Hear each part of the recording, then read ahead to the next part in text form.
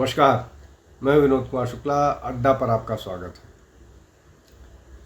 पाकिस्तान ने घोषणा की है कि अहमदिया जो हैं, हम तो उनको मुस्लिम कह सकते हैं, लेकिन पाकिस्तान में उनको मुस्लिम नहीं कहा जा सकता है। तो अहमदिया मुस्लिम्स जो हैं वो ईद की नमाज जो इस्लामिक परंपरा है, उस परंपरा में पब्लिक गैदरिंग में की जाती है, उसके लिए उनको प्रतिबंधित कर दिया गया है। इतना ही नहीं, उन्हें इस ईद के दिन जो परंपरा है, जो इस्लामिक तरीका है कुर्बानी देने का, उसको भी प्रतिबंधित कर दिया है। पब्लिकली तो छोड़ दीजिए, प्राइवेट में भी करना मना कर दिया है। और अगर ऐसा करता हुआ कोई पाया जाता है तो उस पर 5 लाख रुपए का जुर्माना और जेल तक सज़ा दी जा सकती है। अब शायद पाकिस्तान को लगता है कि इस तरह से जुर्माना वसूल करके वो अपनी अर्थव्यवस्था को सुधार सकते हैं। ये एक कोशिश हो सकता है, इसलिए कि जो शेख चिल्ली वाली कल्पना पाकिस्तान के हुक्मरानों की है, वो उसी पर काम कर रहे हैं। और बहुत सारे इस तरह के कदम हैं, और कुछ की तो उनको, कुछ का इशारा तो उनको भारत के एक बड़े राजनीतिक दल से भी मिलता है, वहाँ से भी वो सीखते हैं। अब ये जो पूरा का पूरा मामला है, पाकिस्तान, ये सबको मालूम है कि पाकिस्तान जो बना था उसकी पृष्ठभूमि ये थी कि वो धर्म के नाम पर एक राष्ट्र बना था। और उसकी शुरुआत सर सैयद अहमद के समय से शुरू हुई थी, जब सर सैयद अहमद ने ये कहना शुरू कर दिया था कि हिंदू मुसलमान दो अलग नेशंस हैं और ये एक साथ नहीं रह सकते हैं। खैर, इतिहास की चर्चा नहीं करते हैं उतने पुराने, लेकिन वापस आते हैं 47 के आसपास, जब ये पाकिस्तान का आइडिया कंसोलिडेट हो गया था 1940 के बाद। लेकिन इसका नेता कौन था? इसका नेता जो था वो मोहम्मद अली जिन्ना थे। मोहम्मद अली जिन्ना खुद शिया मुसलमान थे। अब उनको मुसलमान कहना या ना कहना ये लोग डिसाइड करें, इसलिए कि उनके जो एक्शंस थे वो सारे के सारे अनइस्लामिक थे। तो एक ऐसा अनइस्लामिक आदमी एक ऐसे देश की मांग करना शुरू किया जो धर्म के आधार पर इस्लाम जिसकी पृष्ठभूमि में हो। अब इसमें जिन लोगों की भूमिका रही, जिन्ना हो या और बाकी लोग, लेकिन इसमें 2-3 नाम महत्वपूर्ण हैं। वो नाम कौन कौन से महत्वपूर्ण हैं? वो नाम है मोहम्मद ज़फ़रुल्लाह ख़ान। ये अहमदिया नेता थे और इन्होंने पाकिस्तान बनने में बड़ी भूमिका निभाई। जो पाकिस्तान का मतलब पाकिस्तान का जो ड्राफ्टिंग फॉर पाकिस्तान रेजोल्यूशन था, पाकिस्तान रेजोल्यूशन का जो ड्राफ्ट था, वो इन्होंने ही बनाया था। एक और नेता महत्वपूर्ण है, वो दलित नेता थे जोगिंदर नाथ मंडल। वो पाकिस्तान के पहले कानून मंत्री बने थे और उसके बाद उनको भाग करके पाकिस्तान से आना पड़ा था और कलकत्ता में उनको शरण लेनी पड़ी थी। वहीं पर उनकी डेथ हुई थी और उन्होंने अपना जो रेजिग्नेशन लिखा था उसमें बताया था कि किस तरह से वहाँ पर जो दलितों की दुर्गति हुई है, वो तो मिनिस्टर थे, बाकी सामान्य दलितों की क्या दुर्गति हो रही थी, ये समझने की बात है। अब मैं ये सारी बातें क्यों बता रहा हूँ? ये सारी बातें इसलिए बता रहा हूँ कि वहाँ जो अहमदिया हैं, जो अपने आप को मुसलमान दावा करते हैं, वो पाकिस्तान के निर्माण में जो उनका कायदे आजम है जिन्ना, वो शिया था। और अभी वहाँ पर शिया अहमदिया कैसे परसिक्यूट किए जा रहे हैं, क्या स्थिति है उनकी, किस तरह से उनकी मस्जिदों में बॉम्ब ब्लास्ट होते हैं, ये हर रोज़ खबरों का हिस्सा होता है। हर रोज़ खबरें इस तरह की आती हैं।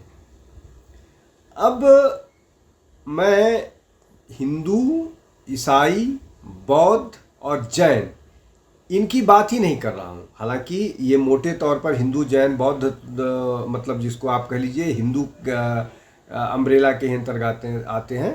क्रिश्चियंस को लेकर के एक वो है कि इनको वहाँ पर इनकी क्या स्थिति है इसकी चर्चा ही नहीं करते, इसलिए कि 47 से लेकर के आज तक में हिंदू पॉपुलेशन घट करके 8% से 1.5% पर आ गया और केवल सिंध और बलूचिस्तान का में एक बहुत छोटी संख्या में हिंदू बचे हुए हैं। तो ये जो लोग थे जिन्होंने पाकिस्तान के निर्माण में भूमिका निभाई, अहमदिया, सिया और जो मंडल साहब है, जोगिंदर नाथ मंडल, ये कि दलितों के अधिकार जो है वो हिंदुस्तान में सुरक्षित नहीं रहेंगे और ये अलग होकर के ये जिन्ना के समर्थन के साथ चले गए पाकिस्तान। अब ये स्थिति है। अहमदियास को 71-72 में जुल्फ़िकार अली भुट्टो जो तब के प्रधानमंत्री थे, उन्होंने कॉन्स्टिट्यूशन अमेंडमेंट करके इनको मुस्लिम मानने से इनकार कर दिया। मतलब एक संविधान संशोधन के हिसाब से अब ये मुस्लिम नहीं रहे, ये माइनॉरिटी हो गए। तो ये अब माइनॉरिटी का हिस्सा बन गए हैं और लगभग 20 लाख के आसपास अहमदियाज हैं। और अहमदिया लोगों का जो पाकिस्तान में है, उनका कहना है, वो लगातार ये कह रहे हैं कि जिस तरह से उनको परसिक्यूट किया जाता है, मारा पीटा जाता है, उनके साथ दुर्व्यवहार किया जाता है, बहुत सारे अहमदियाज जो हैं वो भारत छोड़ करके जाने लगे हैं और उनको विदेश में शरण भी मिलना शुरू हो गई है। तो ये एक फैक्टर होता जा रहा है। शिया मुसलमानों के साथ भी यही हो रहा है, उनकी मस्जिदों पर में ब्लास्ट होता है, उनके लोगों को मारा जाता है। हिंदुओं की चर्चा आज इसलिए नहीं करते हैं कि हिंदुओं पर तो सब मिलकर अत्याचार करते हैं। हिंदुओं पर सारे मिलकर के, ये सारे सिया, सुन्नी, अहमदिया सब मिलकर के हिंदू की बेटियों का अपहरण, उनका बलात्कार, उनकी फोर्स मैरिज, फोर्स कन्वर्जन, ये हर दिन की घटना है। और बहुत सारे लोग तो अब वहाँ से भागना शुरू किए और यही कारण था कि भारत में CAA कानून बनाया गया कि इन देशों में, पाकिस्तान, अफ़गानिस्तान और बांग्लादेश के जो परसिक्यूटेड हिंदू हैं उनको भारत में नागरिकता दी जाए और दी जा रही है। खैर, अब मैंने जैसा बताया कि अब वहाँ पर एक सुन्नी जो है वो संगठन जो है वो इस मामले में बहुत तेज़ी के साथ काम कर रहा है और वो अहमदियास को इस तरह से टारगेट कर रहा है। इसके अलावा ये जो मतलब जो 74 में जिया उल हक ने कानून पास कराया था,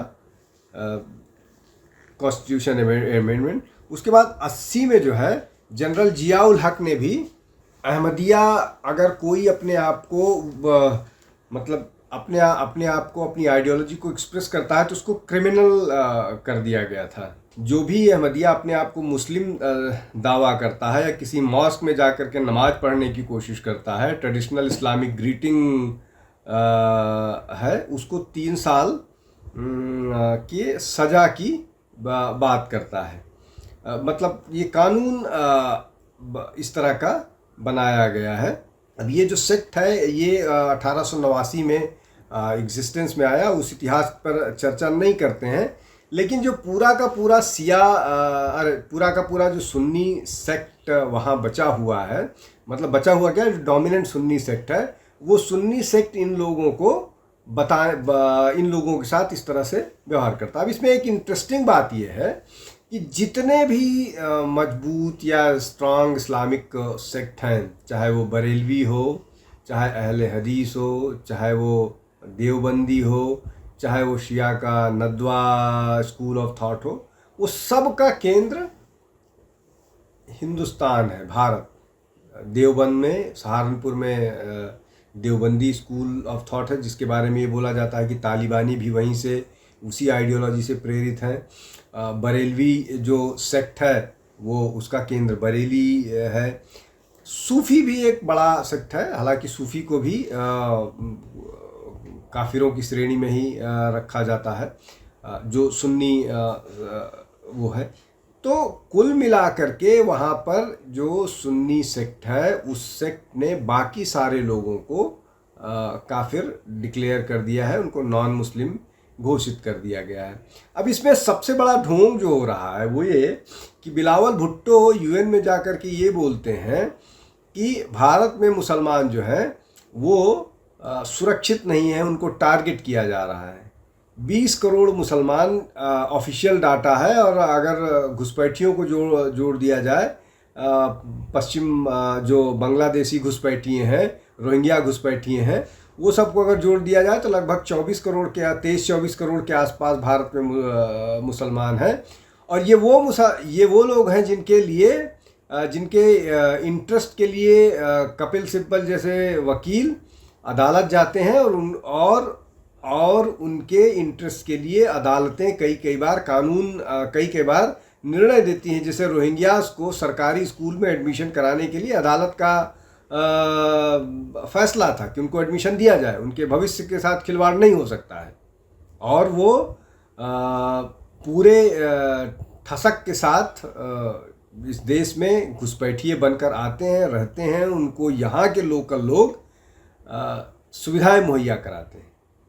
वो उन लोगों पर बिलावल भुट्टो का ये कहना है कि वहाँ पर मुसलमानों की हालत ठीक नहीं है, जम्मू कश्मीर में उनको परसिक्यूट किया जा रहा है, और अपने देश में जहाँ पर शिया टारगेट किए जा रहे हैं, जहाँ पर अहमदिया या कादियानी टारगेट किए जा रहे हैं, जहाँ पर हिंदू टारगेट किए जा रहे हैं, जहाँ पर सिख टारगेट किए जा रहे हैं, जहाँ पर बुद्धिस्ट टारगेट किए जा रहे हैं, उस पर कोई चर्चा नहीं। और ये उनके ग्रैंडफादर ने संविधान संशोधन करके कादियानीज को नॉन मुस्लिम्स डिक्लेयर कर दिया। भारत में तो किसी को नॉन मुस्लिम धर्म के आधार पर कोई बैन, कोई प्रतिबंध कोई नहीं किया गया है। ये कुल मिलाकर के जो बातें हैं वो ये है कि पाकिस्तान न केवल आतंकवाद का वो है, बल्कि इस्लामिक जो कट्टरपंथ है, उसमें भी इस्लामिक कट्टरपंथ के अलावा जो सेक्टोरल कट्टरपंथ है, उस सेक्टोरल कट्टरपंथ को ढोता हुआ नज़र आ रहा है।